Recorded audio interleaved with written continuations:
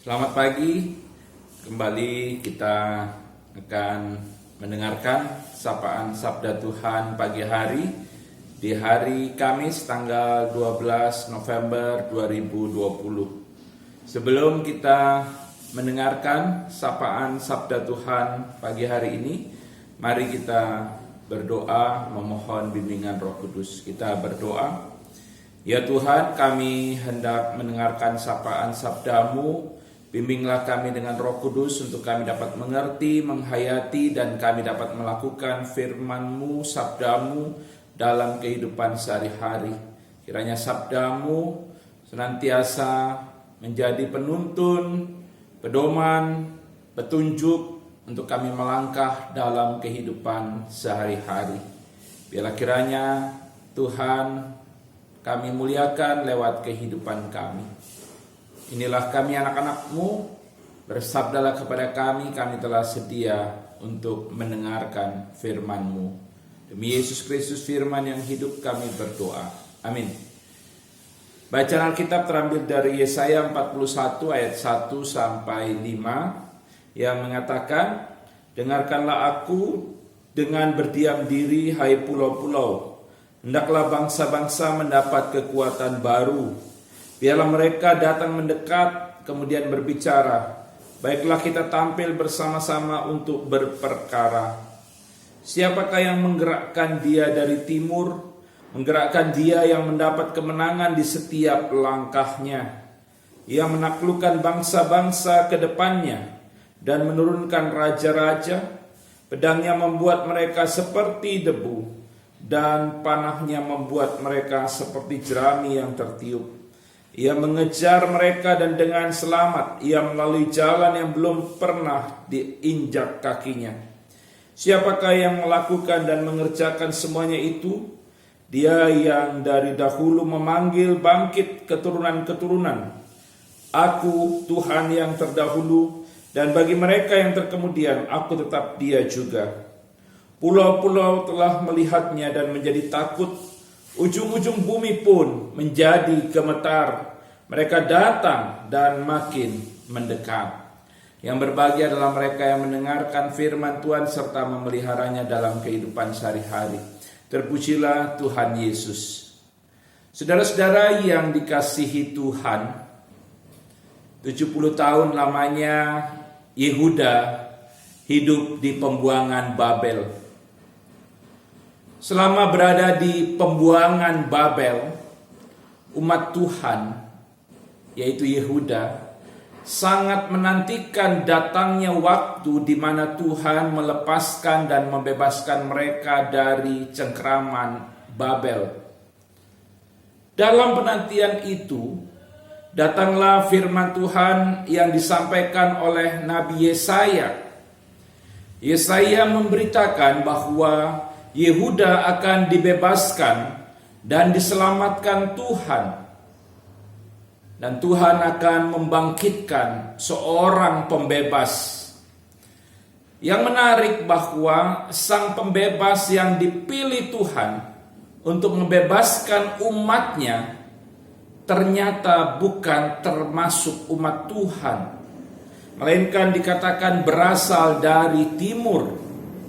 Hal itu dapat kita baca di ayat 2. Siapakah yang menggerakkan dia dari timur? Itu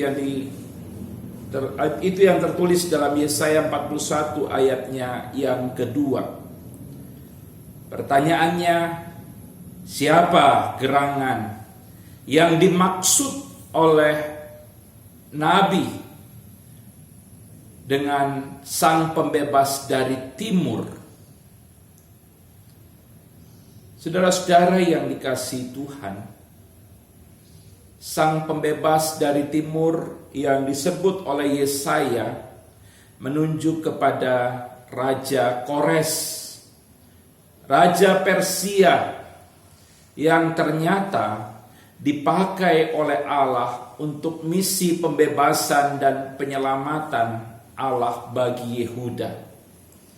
Pada tahun 539 sebelum Masehi, Raja Kores berhasil menaklukkan Babilonia. Setelah Babilonia dikalahkan pada tahun 538 sebelum Masehi, Raja Kores membebaskan umat Yehuda yang ditawan di Babel dan mengizinkan mereka kembali ke Yerusalem. Pertanyaan selanjutnya, mengapa Tuhan memakai Persia? Mengapa Tuhan tidak memakai salah seorang dari umat Allah untuk membebaskan Yehuda? Kenapa harus Persia? Jawabannya sederhana, saudara-saudara. Tuhan adalah Allah yang berdaulat. Ia bisa memilih siapa saja untuk dilibatkan dalam karya keselamatan yang dikerjakannya. Dalam kedaulatannya itu, kadang ia melakukan sesuatu yang tidak sesuai dengan harapan dan keinginan umatnya. Umatnya tentu sangat berharap bahwa Sang Pembebas itu berasal dari lingkaran dalam umat Allah. Namun Tuhan Allah adalah Tuhan Allah yang berdaulat. Ia bukan bekerja berdasarkan keinginan dan harapan umatnya. Ia bekerja sesuai dengan apa yang ia kehendaki. Dalam kedaulatannya, ia menghendaki untuk memilih Kores dalam upaya membebaskan Yehuda dari cengkeraman Babel. Saudara-saudara yang dikasihi Tuhan Yesus, apa yang hendak kita renungkan melalui firman Tuhan hari ini? Yang pertama, Tuhan adalah Allah yang berdaulat. Ia bertindak bukan sesuai dengan pikiran, kehendak, dan harapan kita. Oleh karena itu, saudara-saudara, ketika kita menaikkan doa kepada Tuhan, dan ternyata yang terjadi dalam hidup kita tidak sesuai dengan apa yang kita pinta dalam doa, maka kita tidak boleh kecewa dan marah. Kita harus mengakui bahwa Dia adalah Tuhan yang Maha Kuasa dan berdaulat atas hidup kita.